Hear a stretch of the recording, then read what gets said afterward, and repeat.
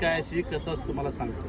आता आपण इथं आलो बरोबर आहे, पाच पावलेचं नाही का मूळ अर्थ काय असतं, कुणाच्या घरी जागरण गोंधळाचा देवकार्य कुठलाही कार्यक्रम जर मोठा कार्यक्रम असेल तर तुम्ही तुमच्या पाहुण्यारांना आमंत्रण देता का नाही. बेगर आमंत्रणाचं कोण येतं का, शेजारचं पण येत नाही बरोबर आहे का नाही. काही असू दे आमंत्रण करावं लागतं. तसं माणसाला आमंत्रण लागतं तसं देवाला पण आमंत्रण लागतं. पाच पावलीचा अर्थ असतो की देवाला आमंत्रण द्यायला येणं. आता आपण इथं आलो, खऱ्यातने सगळं निवद बनवून ठेवलं, इथनं खरा देव आता आपल्या कार्यक्रमाला येणार आणि आपण त्या ठिकाणी आपला कार्यक्रम करायचा आहे, असं या पाच पावलीचं महत्त्व असतं.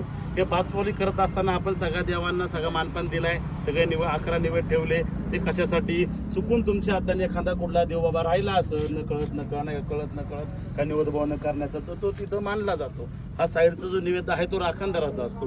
कुठली दिवी असो, अंबाबाई काळूबाई कुठली दिवी असो, प्रत्येक देवीला कुठला ना कुठला राखणदार आहे बरोबर आहे का नाही. तर कुठलाही राखणदार असो त्याला तो आपण त्या सगळ्या देवाच्या नावातून एक राखणदार केलेला असतो. आता अनेक प्रकार तुम्ही हे देव कार्य जर म्हटलं तर लोकांच्या तोंडाला पाणी सुटत असतं. कशाचं,